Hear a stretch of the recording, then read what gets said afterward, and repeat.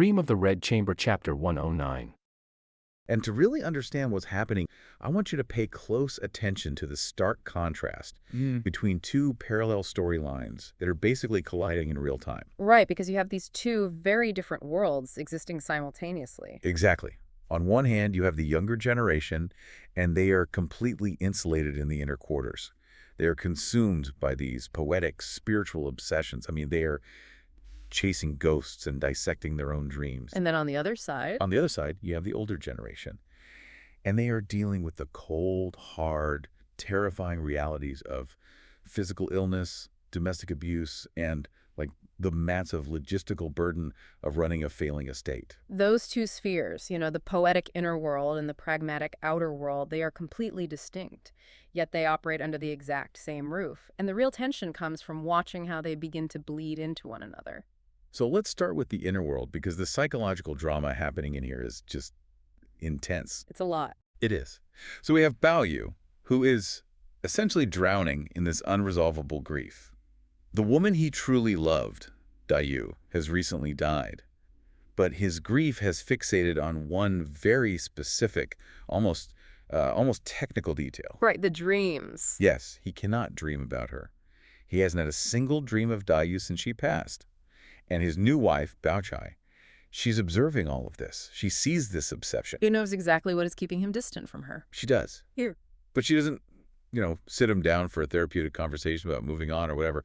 Instead, she stages an intervention that is wildly calculated. It's a masterclass in psychological leverage, honestly. Bao Chai understands that a direct confrontation would be disastrous. Because he would just get defensive, right? Exactly.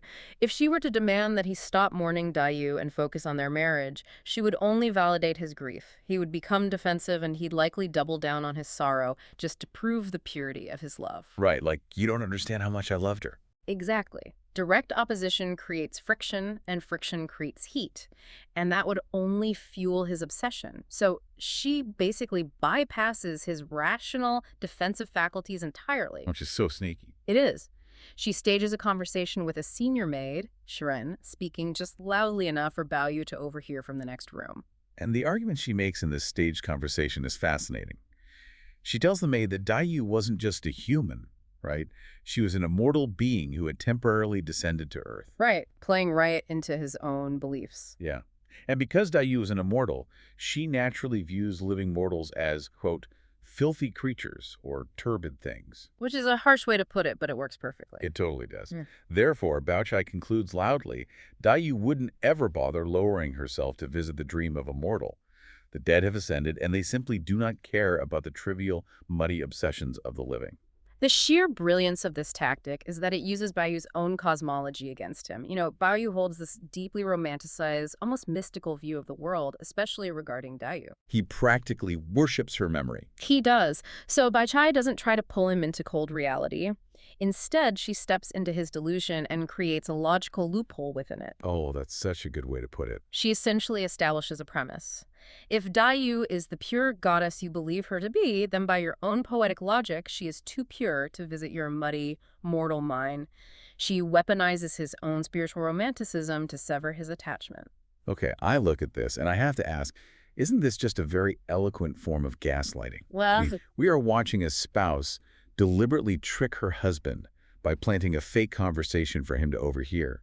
She's manipulating his deepest spiritual beliefs to erase his grief. If a spouse did this today, we would absolutely call it toxic manipulation. we probably would, yeah. So is there a line here between advanced grief management and outright cruelty?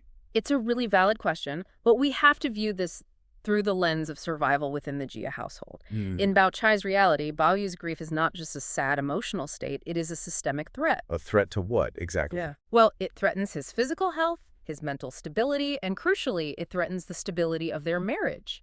And that marriage is the sole foundation of her future security in this patriarchal structure. Ah, right. She has no other safety net. Exactly. She isn't acting out of malice. She is performing emergency triage. In a society where open communication about messy, unregulated emotions is practically forbidden, manipulation often becomes the primary language of care. Wow. Manipulation is the language of care. That is incredibly dark. It is, but she amputates the obsession to save the patient, essentially. And the staggering part is that it works. I mean, Bayu overhears this, and he completely buys into the logic. He actually thinks, she's right, I haven't had a dream because I am just a filthy mortal. He totally accepts it. So he makes a decision to change his physical environment. He decides to sleep in the outer room away from his wife. He rationalizes that if he purifies himself, if he shows absolute quiet sincerity in this separate space, maybe Dayu's spirit will see his true heart and grant him one single dream. It's a very transactional view of spirituality. It really is. Yeah. He even makes an internal bargain. Like he tells himself, if he gets 0 dreams after doing all this purifying, he will finally accept that she's ignoring him, and he will let her go. The spatial dynamics here are critical to understand. By moving from the inner bedroom to the outer room, he is attempting to create a controlled laboratory condition for a supernatural event. A laboratory for a ghost. Exactly. He is trying to force a spiritual visitation through sheer willpower and physical reorganization. It really highlights that transactional nature of his grief you mentioned. He genuinely believes he can negotiate with the spiritual realm if he just sets up the right parameters. Yeah, he thinks if he sets up his sleeping bag in the hallway, the ghost is contractually obligated to appear. Right. But his attempt to commune with the spirits doesn't lead to a ghost.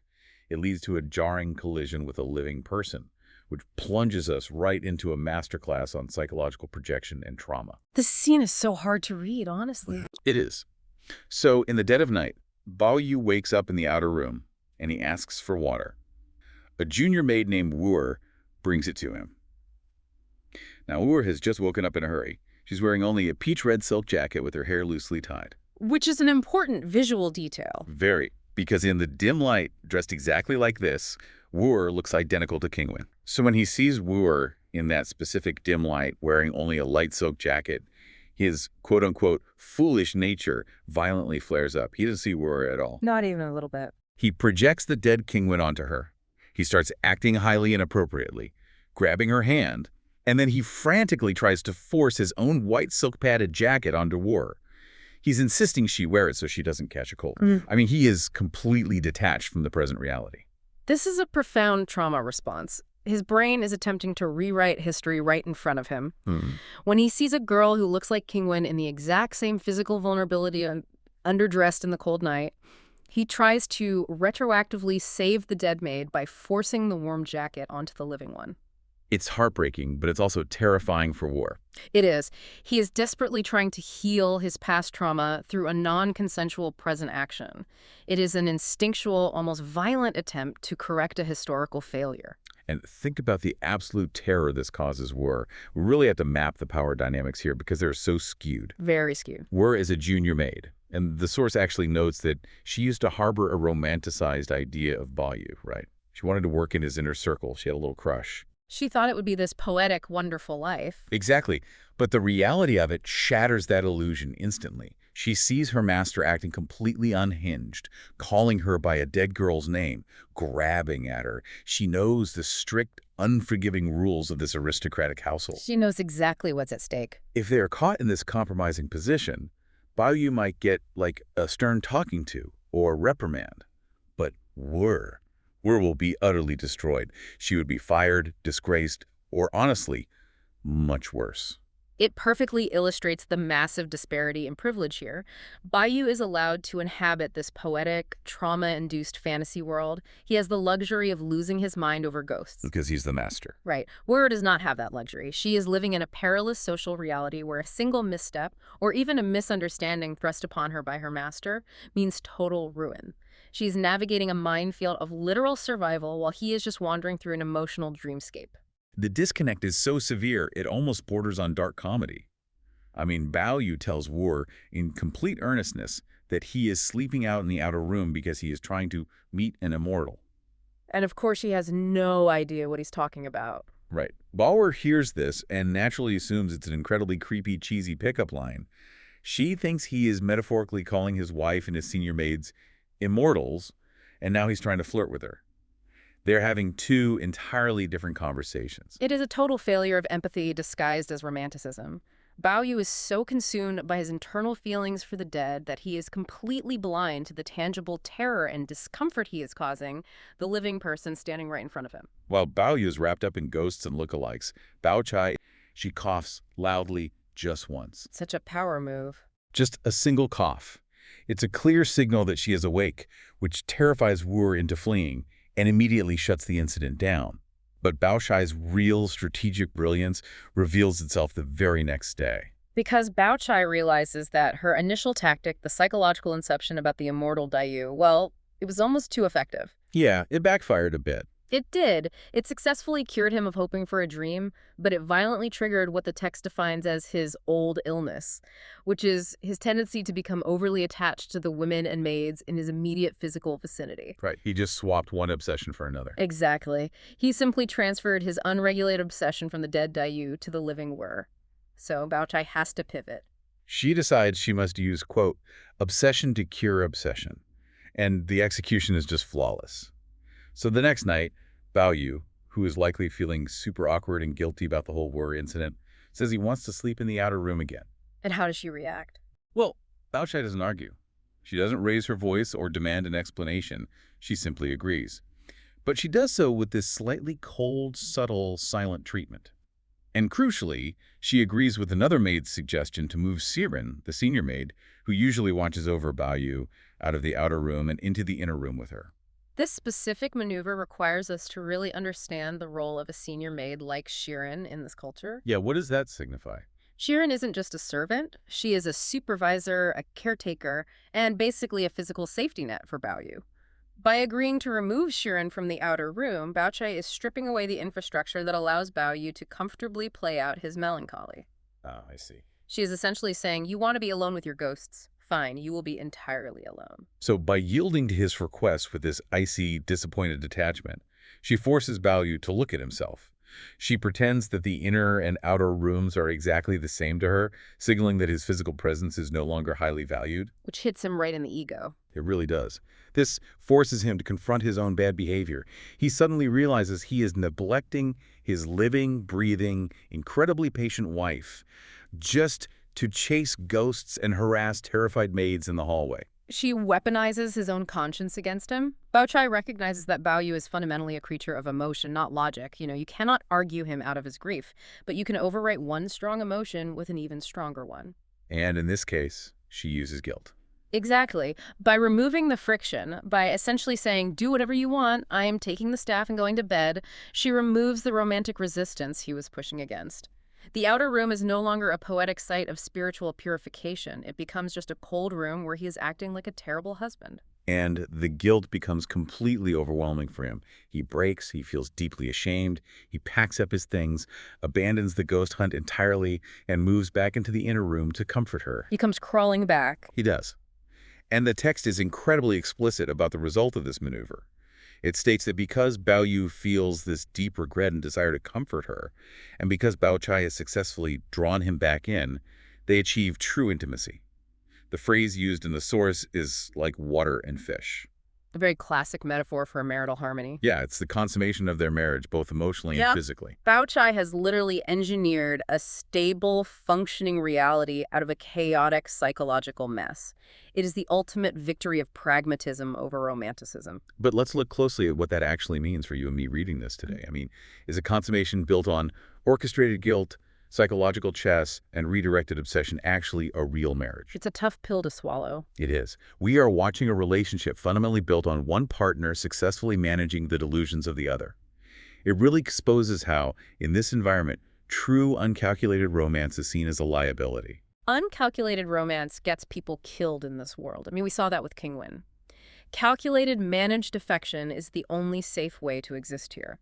Bao Chai's actions aren't romantic in any modern sense, but they are fiercely protective of her own survival. She's just doing what she has to do. Right. She is securing her place in a hierarchy that is otherwise highly unstable. And speaking of unstable, that instability within the inner chambers is absolutely nothing compared to what's happening outside them. Oh, the shift in tone here is massive. It's huge. Because just as Bao Yu and Bao Chai finally solidify their union, the very foundation of the entire family structure begins to crack. We move from the micro-drama of the bedroom to the macro-tragedy of the household. The absolute head of the family, Jia mother, begins to fail. The atmosphere of the text shifts dramatically here. The claustrophobic focus on dreams and maids expands into a terrifying view of systemic institutional collapse. It really does. And it starts with a transfer of power. Grandmother Jia calls Bao Yu over to her room.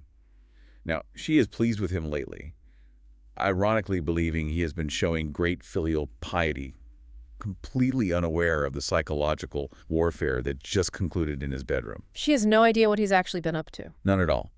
And because she was pleased, and because Bao Yu had previously lost his own famous jade, she decides to give him something extraordinary.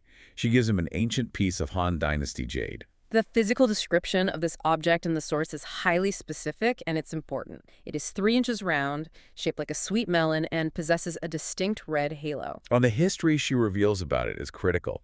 She tells Bao Yu that this jade was given to her by her own grandfather 60 years ago. 60 years. Yeah, when she was just a young woman preparing to be married.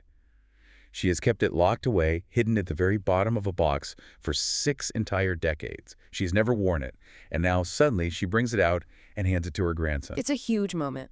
It makes me think of, like, a corporate CEO who knows the company's about to declare bankruptcy. Before the auditors arrive and freeze all the accounts, the CEO quietly transfers the last pristine, untouchable stock options to a favored junior employee. It's a localized wealth transfer meant to bypass the coming collapse. That is a highly functional analogy. The jade represents an era of deep stability, ancient wealth, and unbroken lineage. You know, the connection to the Han Dynasty implies a foundational, almost mythic past. It's not just a pretty rock. Exactly. The fact that it has been locked away for 60 years means it was preserved during the family's long summer of prosperity. Bringing it out into the light now is a deeply ominous signal. Like breaking the glass in an emergency. Yes. It suggests that the absolute deepest reserves are being tapped. The matriarch instinctively knows she must pass this physical mantle before the institutional framework of the family dissolves entirely. And there's a fascinating, really quiet moment of generational tension when she gives it to him. She says to Bao Yu, "Your father will probably say it's better to love a grandson than a son." She knows exactly what she's doing there. She totally does. She knows her own son, Bao Yu's father, will be jealous or critical of this gift. This exposes the complex, competitive, and deeply hierarchical layers of affection in Confucian familial structures. Love, favor, and resources do not flow evenly. It's not a democracy. Not at all. They are concentrated and bestowed based on dynastic hope. By bypassing her son to anoint her grandson, Grandmother Jia disrupts the immediate chain of command. Even in a moment of supposed generosity, she is breeding resentment and highlighting the fault lines in the family's power structure. And the timing of this gift is chilling. Shortly after she hands over the jade, her body starts to fail. She stops eating. She feels a heaviness in her chest. She gets dizzy and falls gravely ill. And the response of the family's medical infrastructure is just pathetic. It reveals the total inadequacy of the systems they rely on, which is a classic symptom of a failing state. It's so bad. The doctors come in, they check her pulse, and they essentially diagnose her with a tummy ache. A tummy ache for a dying woman. Right. They say she just ate too much rich food and caught a little draft. They prescribe some basic digestive medicine for an actively dying matriarch. This initial medical denial is a psychological self-preservation mechanism for the family. The people in charge, the doctors, the sons, they cannot fathom that the central pillar of their universe is actually crumbling. It's too terrifying to admit. So they minimize the threat. They classify a terminal systemic failure as a temporary minor inconvenience. It ensures that the matriarch receives entirely the wrong care, but it allows the family to pretend for just a few more hours that the world isn't ending. But the world is ending. And the protective bubble that has always shielded the Jia family violently bursts. Horrifying news from the outside world begins to flood in. It's like the gates have been breached. The reality of the outside world is crashing down on them. We move now into the brutal pragmatism of grief. And the contrast between how Bao Yu mourned a dream, just a few nights ago, and how the family reacts to actual literal death is shocking. The text establishes a very clear, very cruel hierarchy of grief here, dictated by the rules of filial piety. So the news arrives in waves. First, word comes from Xianyun. Mm-hmm. Her young husband has fallen suddenly and violently ill. The doctors are saying it might turn into tuberculosis. Which was essentially a death sentence. Yeah, the prognosis is grim. If it's TB, he might have 4 or 5 years to live, but his life is effectively over. Xianyun is completely inconsolable, weeping endlessly. Notice how the text handles this, though. It is presented as a tragic, heavy fact, but the family cannot absorb it. Their emotional and administrative bandwidth is entirely consumed by the matriarch's failing pulse. It barely registers. It's just background noise. But the second piece of news demands attention, and it is horrifying. Word arrives regarding Yin Chun, the second sister of the family. She's been married off to a man named Sun Xiaozhu, and the source makes it extremely clear this man is a monster. A literal monster. He is horribly physically abusing her. A servant from that household comes to the Jia family, literally begging for a doctor. She reports that Ying Chen is crying all night, her throat is blocked with phlegm, and her husband's family outright refuses to treat her. They are torturing her to death. The social commentary of the source material becomes razor-sharp right here. Ying Chen is a daughter of this grand house, married for barely a year, yet she has essentially been sold into domestic torture. And the family's response is utterly paralyzing. The servant comes begging for help. And the family's first instinct is to hide the news from grandmother Jia so she doesn't get upset. They want to protect the matriarch from the bad news. Yeah, they try to hush the servant up. Grandmother Jia overhears it anyway, but then nothing happens. Shortly after this desperate plea, word arrives that Ying Chen has died, and they allow the abusive husband's family to hastily conclude the funeral arrangements without any intervention. It's devastating. Now, wait a minute. This family still has immense social power and wealth, even if it's declining, right? Why are they paralyzed by a dying grandmother when a daughter of the house is actively being murdered? Are they just heartless? It is not that they lack emotion. I mean, the text notes that the women weep upon hearing the news. The paralysis is entirely legal and social, which makes it even more tragic. How so? They are bound by the absolute strictures of filial piety. In this societal structure, the highest moral duty, the absolute center of gravity, is the eldest living ancestor. Every single ounce of resources, both financial and emotional, must be directed toward the matriarch. Oh, wow. To leave her bedside to deal with a younger sister's abuse, even fatal abuse, would be considered a severe moral failing. It would be a breach of cosmic and social order. So the system literally demands that you ignore the murder of the young to comfort the natural passing of the old. Precisely. The hierarchy dictates that the illness of the apex elder supersedes the suffering of anyone beneath her. Ying Chun's tragedy is swallowed by the system. The family's resources are monopolized, and so her death becomes merely an administrative footnote. It's handled hastily by her abusers because the Jia family cannot legally or socially spare the capital to intervene. That systemic paralysis regarding a murdered daughter is the exact same mechanism that suddenly hypermobilizes the men of the family to plan a funeral. Yes, the contrast is jarring. The emotional paralysis contrasts so sharply with the hyper-organized, almost corporate way the family approaches the impending death of the matriarch herself. This brings us to the collision of spiritual detachment and the absolute business of death. We see two extreme opposing reactions to the impending collapse of the household in this section. First, we get a visit from Miao Yu. She is an eccentric nun who lives in the family's private garden. While everyone else is weeping or running around in a panic, Miao Yu casually drops by. And her appearance is striking. The visual details are so important here. The text details her outfit very specifically. She is wearing a moon-white silk jacket, a waterfield patterned vest, and an autumn leaf-colored belt.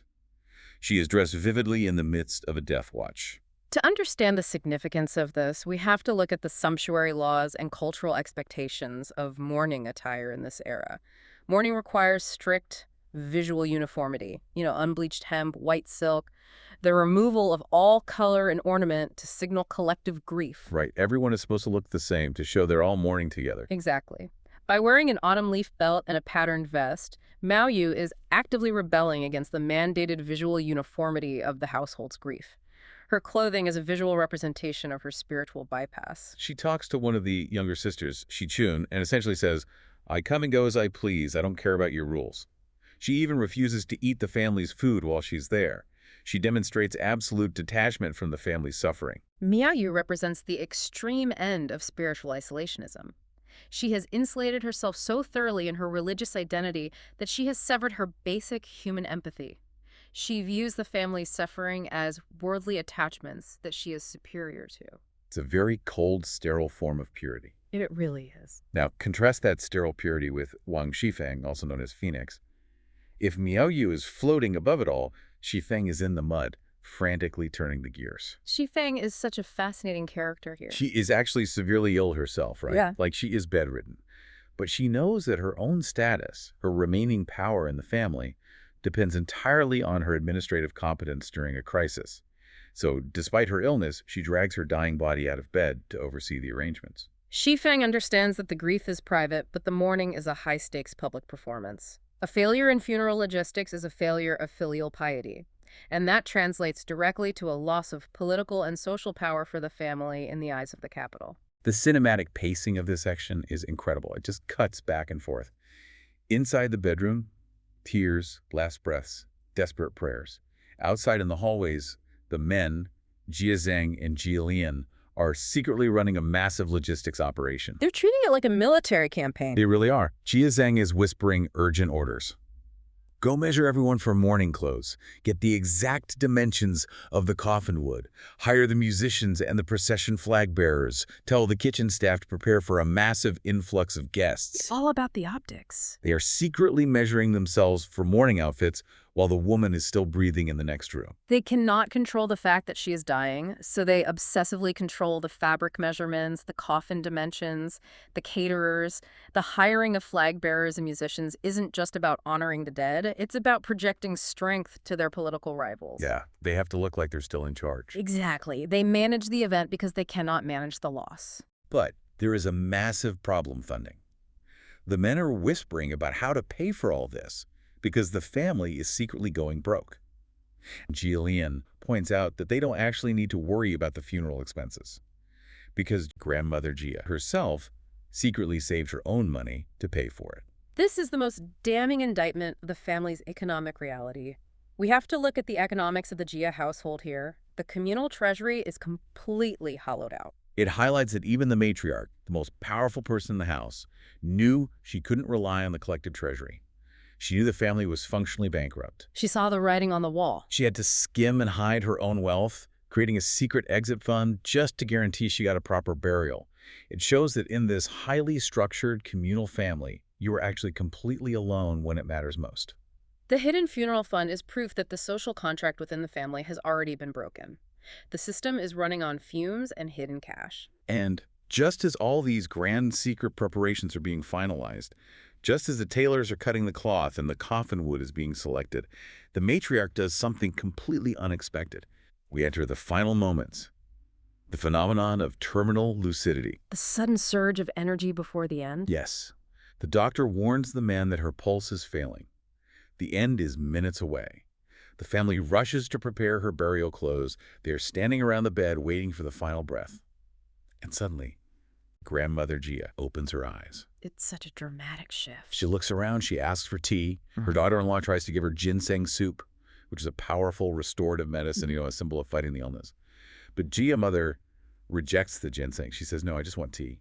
She drinks the tea, she asks for another sip, and then, shockingly, she demands to sit up. Wow. She tells them, I want to sit up, and I want to talk to you. The rejection of the ginseng is incredibly symbolic here. By refusing the restorative medicine, she is rejecting the illusion of a cure. She's accepting the reality of her death. Right, she's not pretending anymore. Exactly. But by demanding to sit up, she is reasserting her absolute authority one final time. She refuses to die as a passive patient lying on her back. She intends to die as a commander holding court. She is controlling the exact posture of her departure.